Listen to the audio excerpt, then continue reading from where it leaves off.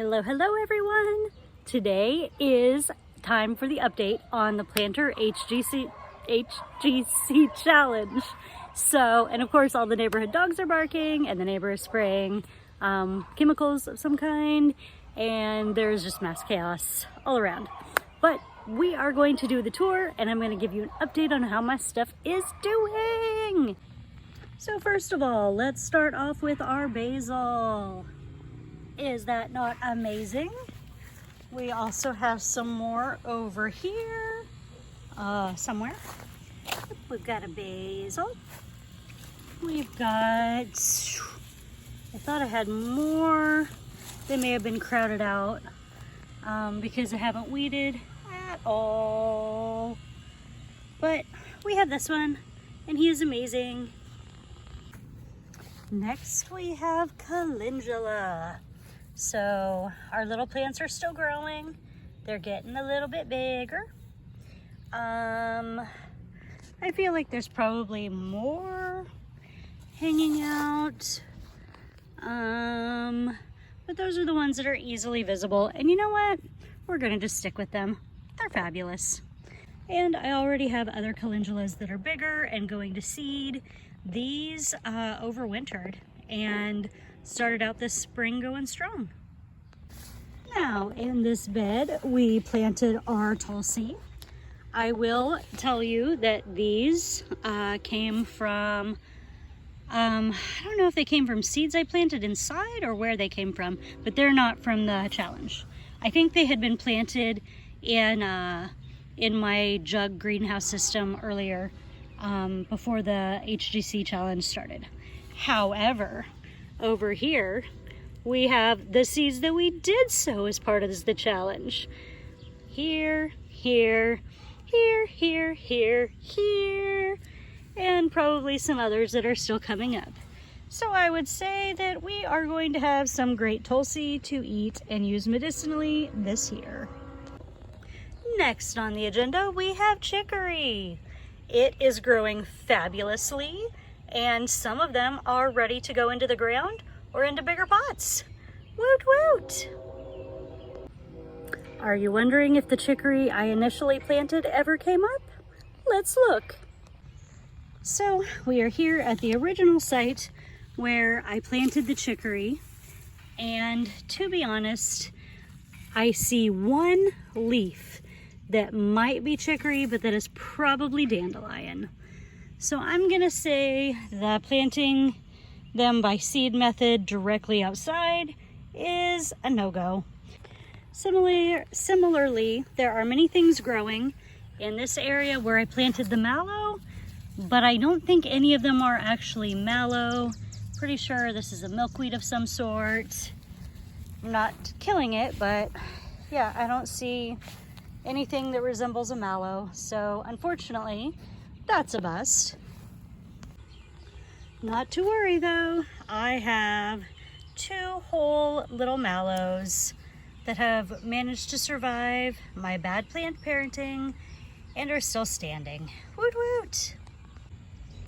So on my last video, I tossed some parsley seeds into this random patch of ground, and I see absolutely none of them coming up.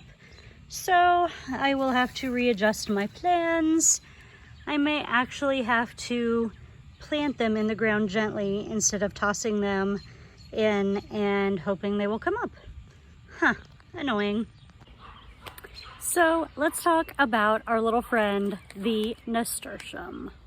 So as you may recall, I have planted 2 or 3 packages of nasturtium seeds. And how many nasturtiums do you think that I have?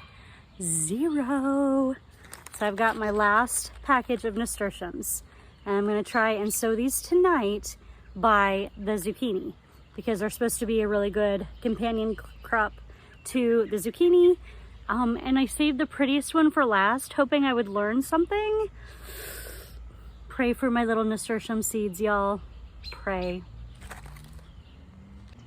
So now let's take a look at the ones that I had to cold stratify and see where they are today. So we are starting with English Daisy. I think this is the second, maybe the third replanting, but as you can see, I have plants. Pretty amazing when you consider that I had a lot of trouble with this particular pot.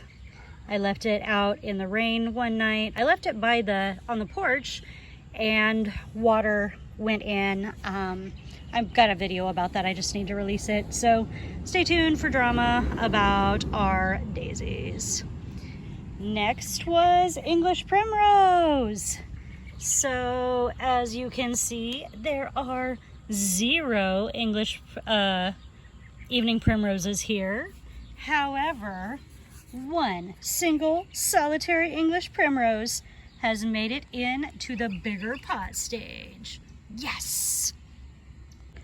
Soapwort you can see in the same tray as the English daisies. I have just a couple of really tiny ones, but guess what? That's not all. Check it out, y'all. 2 of the soapworts made it into bigger pot status.